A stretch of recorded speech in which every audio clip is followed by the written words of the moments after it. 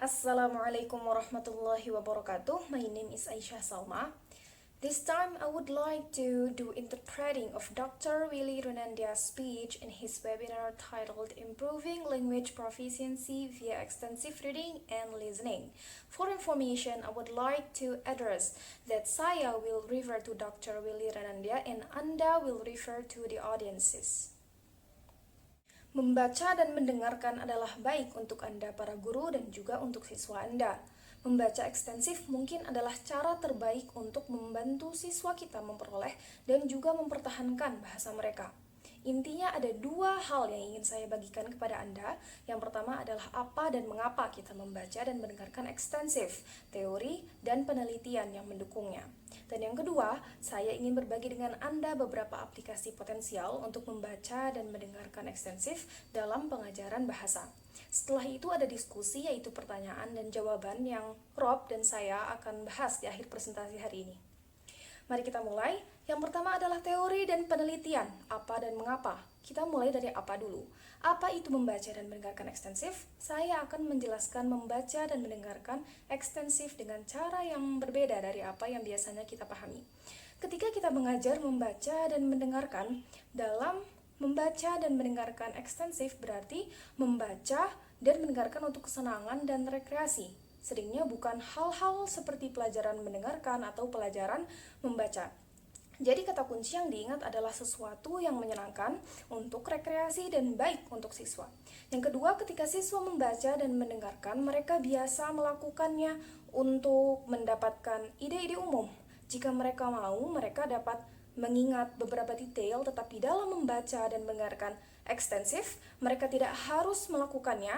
Jadi ini tidak seperti yang biasanya terjadi di kelas, di mana siswa setelah mereka mendengarkan teks pendek, mereka perlu menghabiskan banyak waktu untuk mencoba memahami, membaca, dan menemukan setiap detail dalam teks yang mereka dengarkan. Poin penting lainnya adalah kesenangan dan rekreasi dalam membaca dan mendengarkan ekstensif, bukan untuk tujuan belajar. Siswa yang banyak membaca seperti ini tidak akan diuntungkan ketika datang ke ujian atau ketika datang ke guru untuk menilai bahasa Inggris mereka. Jadi rekreasi dan kesenangan adalah efek samping positif yang penting dari banyak membaca dan mendengarkan ekstensif. Kemudian beberapa hal lain mengenai membaca dan mendengarkan ekstensif dalam hal teks, yaitu yang pertama, teks bahan bacaan dan mendengarkan harus sangat menarik. Seperti ketika Anda membaca baris pertama atau baris kedua atau paragraf pertama dari bacaan, dan Anda ingin melanjutkan membacanya sampai akhir. Tapi pertimbangan kedua adalah bahasanya harus hentikan level siswa atau sedikit di atas level siswa, tapi jangan terlalu banyak. Malah sedikit di bawah level siswa juga tidak apa-apa, terutama ketika siswanya memiliki sedikit pengalaman dalam mendengarkan.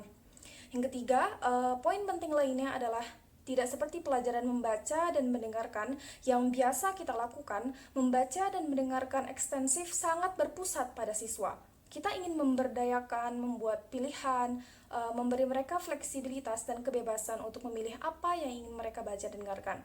Dan jika itu terjadi, dapat diharapkan siswa untuk membaca dan mendengarkan lebih banyak.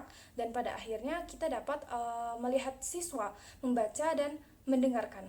Dalam penelitian sangat jelas ketika siswa melakukan banyak listening, saya pikir kemungkinannya sangat tinggi bahwa mereka akan dapat berkembang ke tingkat yang lebih tinggi.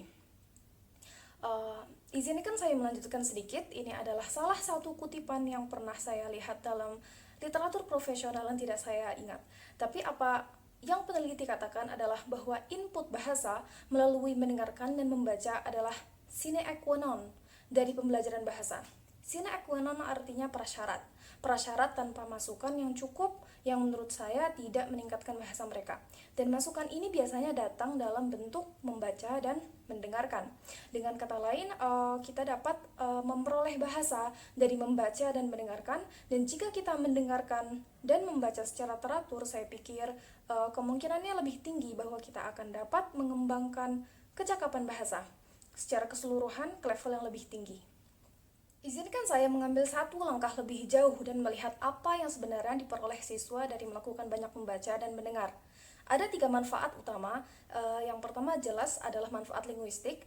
Manfaat belajar bahasa yang Anda dapatkan dari banyak membaca dan mendengarkan akan membantu siswa meningkatkan pengetahuan kata mereka.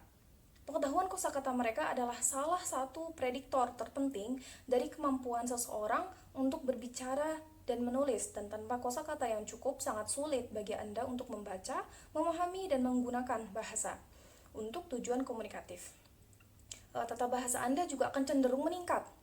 Manfaat penting lainnya adalah manfaat kognitif, yaitu pengetahuan siswa tentang dunia cenderung meningkat hebat setelah mereka misalnya menghabiskan 1 tahun membaca berbagai teks tentang berbagai topik. Pengetahuan mereka tentang tempat, sejarah, perjalanan, dan banyak lainnya akan meningkat. Dan sekali lagi, kita tahu dari penelitian bahwa pengetahuan penting untuk pemahaman.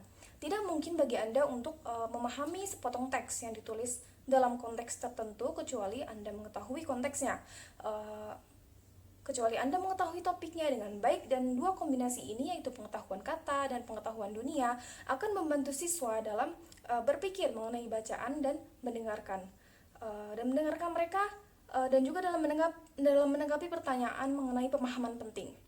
Ingatlah bahwa membaca dan mendengarkan secara ekstensif adalah tentang bersenang-senang dan memiliki banyak kesenangan. Manfaat terakhir berkaitan dengan kemauan, tekad, dan semangat belajar. Jadi kita dapat mengharapkan ketiga manfaat utama ini. Jika Anda melakukan pekerjaan dengan baik dalam memprovide siswa, dalam memotivasi siswa untuk melakukannya, saya pikir kemungkinannya sangat tinggi bahwa para siswa akan dapat menikmati semua manfaat luar biasa ini yang sangat penting dalam pembelajaran bahasa. Dengan kata lain, setelah jangka waktu tertentu, kita dapat mengharapkan siswa untuk mengembangkan kefasihan mereka dengan sangat mudah dan akan mengarah pada peningkatan kemampuan siswa untuk memahami informasi yang disajikan. Semua manfaat yang disebut tadi berasal dari literatur profesional, dari orang-orang seperti Rob dan saya, dan dari pakar linguistik terapan lainnya. Tapi jika Anda bertanya kepada orang-orang yang memiliki pengalaman nyata dalam menulis dan membaca seperti orang ini yang merupakan seorang novelis yang telah menulis banyak novel laris, inilah yang dia katakan tentang manfaat membaca. Dan saya akan membacakan untuk Anda kutipan yang sangat-sangat bagus ini. Membaca 1000 buku. Dia melebih-lebihkan ketika dia mengatakan membaca 1000 buku. Saya rasa 1000 buku hampir tidak ada artinya jika Anda bersedia menghabiskan waktu melakukannya. Tidak dalam 1 hari, tapi mungkin dalam jangka waktu tertentu. Membaca 1000 buku dan kata-katamu akan mengalir seperti sungai. Dan orang ini tidak menggunakan kata kefasihan, fluensi, atau kata-kata mewah lainnya yang terkait dengan pembelajaran bahasa. Tetapi orang ini menggunakan kata-kata yang sangat mudah, seperti flow, dan itulah aliran. Mengalir berarti adalah fasih.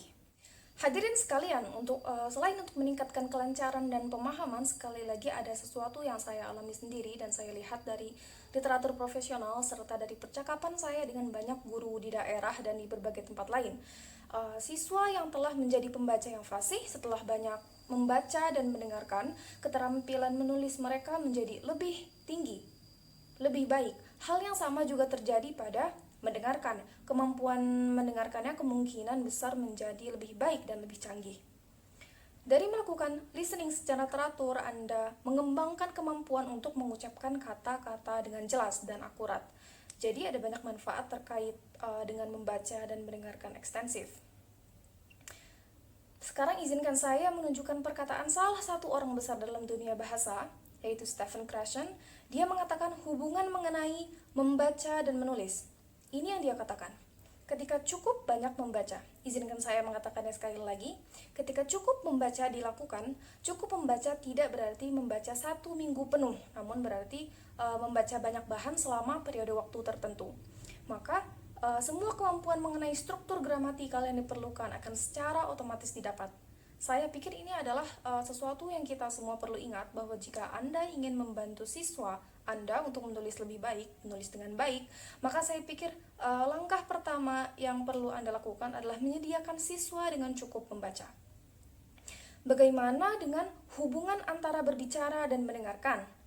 Saya akan mengikuti persis apa yang dikatakan Krashen dan menyalin apa yang dia katakan dan mengubahnya menjadi seperti ini. Ketika cukup mendengarkan dilakukan, saya pikir hal yang sama mungkin terjadi dengan yang sebelumnya, yaitu karena pendengar akan mendengar banyak struktur gramatikal, aturan wacana, dan aturan bahasa lainnya, maka secara bertahap akhirnya mereka akan dapat menggunakan aturan ini. Ini adalah representasi yang sangat sederhana, model sederhana tentang bagaimana pembelajaran bahasa terjadi mulai dari input sampai dengan output, dari mendengarkan dan membaca sampai siswa mampu memproduksi tuturan dan tulisan. Yang terakhir, salah satu tugas terpenting kita adalah membantu siswa lebih mampu dalam mengekspresikan diri secara lisan dan tulisan. Kita ingin mereka menjadi pengguna bahasa yang baik. Dan untuk mencapainya, saya pikir dari diskusi kita hari ini, kita tahu bahwa input adalah ekonom tunggal pemerolehan bahasa. Jadi baik Anda suka maupun tidak, mereka harus melakukan ini, mereka harus melakukan cukup atau Rob akan menggunakan kata masif, mereka harus melakukan listening dan reading secara masif. Tetapi tidak perlu semua jenis bacaan, hanya jenis membaca dan mendengarkan yang mudah, yang menyenangkan, dan dilakukan secara teratur selama frekuensi harian setiap minggu, dan juga dalam jumlah besar. Jika itu terjadi, saya pikir mereka akan memperoleh sistem linguistik dari bahasa baru yang mereka pelajari sekarang. Pertanyaan besar bagi kita adalah, ketika Anda mengatakan bahwa mereka telah memperoleh sistem linguistik, seperti apa bentuknya? Sistem yang Anda miliki di kepala Anda yang memungkinkan Anda untuk menghasilkan bahasa secara spontan tanpa usaha dengan lancar dan akurat, apakah ia terdiri dari ratusan tata bahasa dan tata wacana sendiri? Tolong dijawab. Tidak? Tidak. Tapi sungguh sangat bagus. Jawaban yang sangat bagus. Jawabannya adalah ya. Mungkin ada beberapa aturan tata bahasa diskusi yang Anda pelajari secara eksplisit, misal dari guru Anda, namun mayoritas tata bahasa dan aturan wacana ini tidak eksplisit, mereka sangat-sangat implisit. Sekarang ada kutipan lain untuk Anda yang ingin saya bagikan. Ini adalah kutipan yang sangat penting dari dua peneliti bahasa kedua. Perhatikan saja teks yang dicetak tebal, bahwa sistem yang ada di kepala kita sebagai hasil dari banyak mendengarkan dan membaca selama periode waktu tertentu sangatlah kompleks. Dapatkah Anda menggambarkan sistem yang kompleks ini? Ya, sedikit, sangat-sangat sedikit. Bagaimana dengan buku-buku tata bahasa yang memberi Anda ratusan aturan tata bahasa? Ia hanyalah goresan kecil, hanya permukaan dari sistem tata bahasa kompleks yang ada di kepala kita yang memungkinkan kita menggunakan bahasa untuk komunikasi nyata. Sistem ini sebagian besar implisit dan sebagian besar intuitif.